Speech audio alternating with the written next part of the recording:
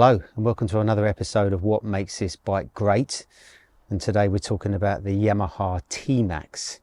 Now, I know what you're thinking. There's probably two things wrong with the title of this video.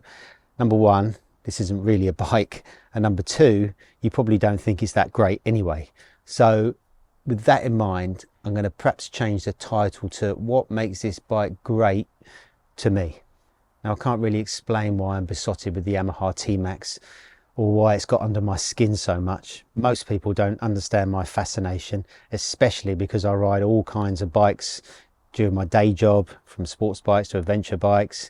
I race, and the bottom line is, in performance terms, there's nothing really special about the TMAX. In fact, I was talking to someone recently and they said exactly that, and it really made me think, and they're right. This is basically a 47 bhp parallel twin that doesn't set the world alight, but that's not why I love the TMAX. The Yamaha's been around since 2001 and it's very fast for a twist and go scooter, which I like. It does close to 120 mile an hour, and with this aluminium frame, upside down forks, radial brakes, adjustable suspension, it can actually hold its own on the back roads when it comes to some real motorcycles. But riding a TMAX is all about where it takes my brain. Scooters have always reminded me of the freedom of being on holiday, just jumping on with shorts, flip-flops and a piss-pot crash helmet and just going exploring. And being lucky enough in my job to travel around Europe and afar, I get to see a lot of TMAXs in their natural environment,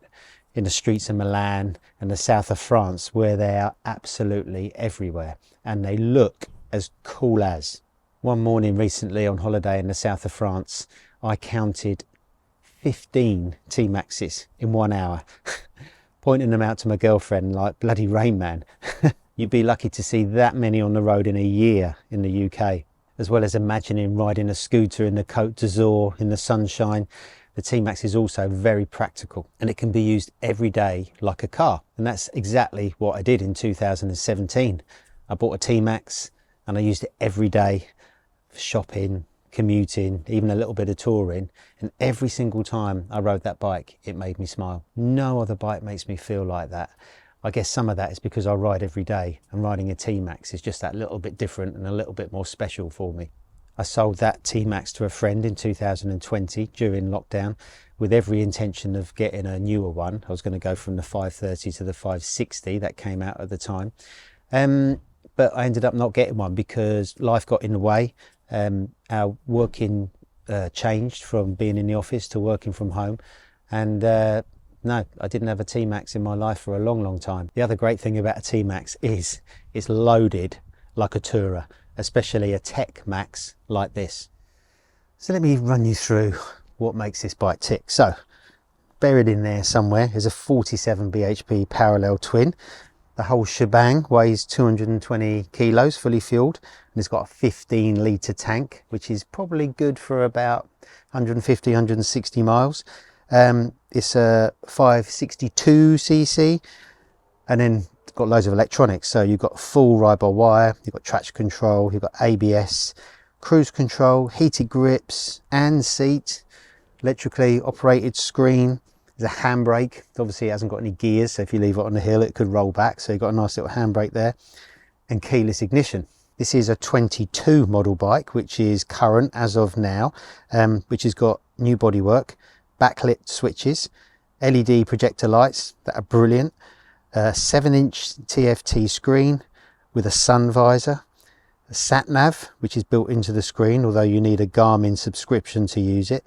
This has got firmer suspension damping, lighter forged spin alley wheels, Bridgestone SC scooter tyres, they're 15-inch. It's got a sportier riding position, an adjustable backrest, longer footboards, a slimmer seat, 5mm lower pillion pegs, a lockable centre stand, an aircraft style filler cap that works with the keyless ignition, a lit under-seat storage department which would take a full face lid or two small ones. That screen now has a hole in it to stop buffeting. The list goes on. There's also a 2025 model replacement to this that's about to come out. And that has got a load of Euro 5 Plus updates, slightly different gadgets, but fundamentally it's still the same bike. Now at the end of one of these What Makes This Bike videos, I'd normally give a nod to the person who lent me the bike for the video, but this time I don't need to, because this Yamaha TMAX is mine. The desire to own a TMAX has built so much over the years, I just could not resist for any longer. So I put my money where my mouth is, and I bought this from a very nice chap via eBay who's looked after it really well. It's absolutely immaculate. It had 1700 miles on the clock when I got it, and a full service history.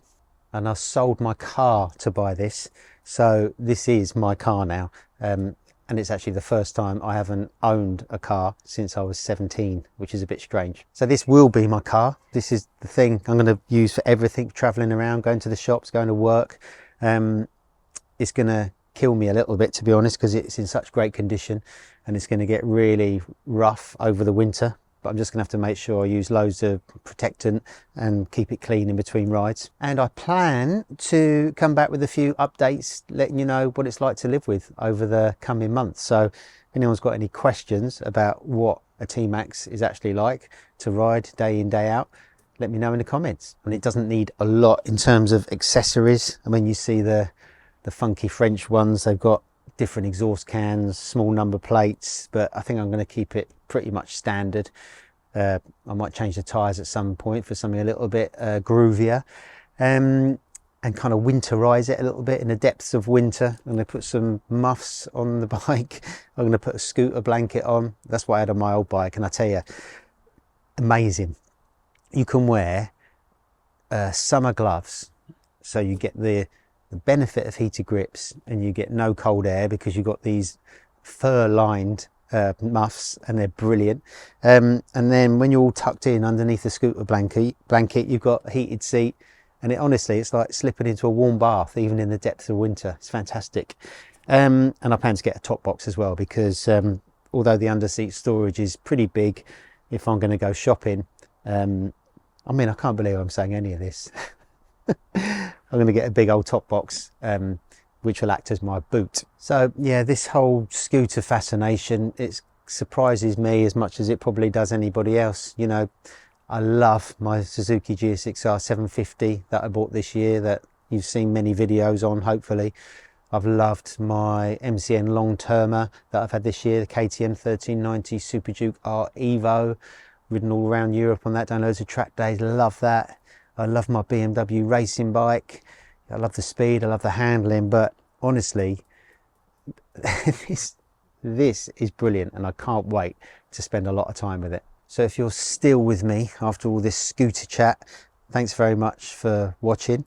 I'm going to look forward to my time with the Mighty Max, and stay tuned for more videos, not like this, but more motorcycle videos coming your way very soon.